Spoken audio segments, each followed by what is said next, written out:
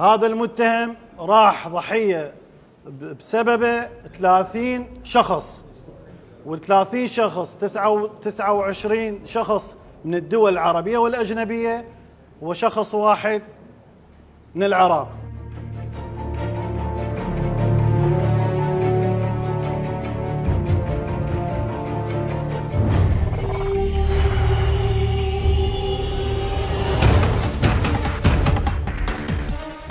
هذا طبعا هذا تشوفوه هذا حدث عمره 14 عام.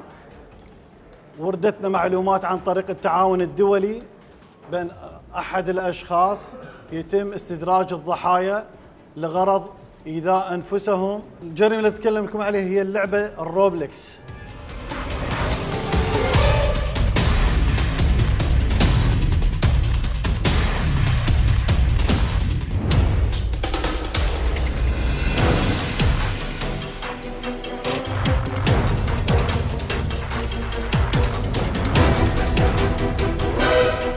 هذا الحدث تم استدراجه عن طريق هاي اللعبة الروبلكس من أحد الدول الأجنبية.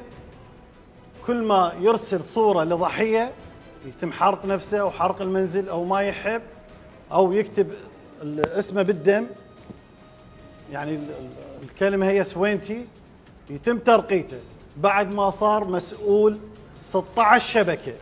هاي 16 شبكة هذا اللي تشوفوه أمامكم يجيد اللغة الإنجليزية بطلاقة، و16 شبكة يديرها بنفسه بعد ترقيته خلال سنوات.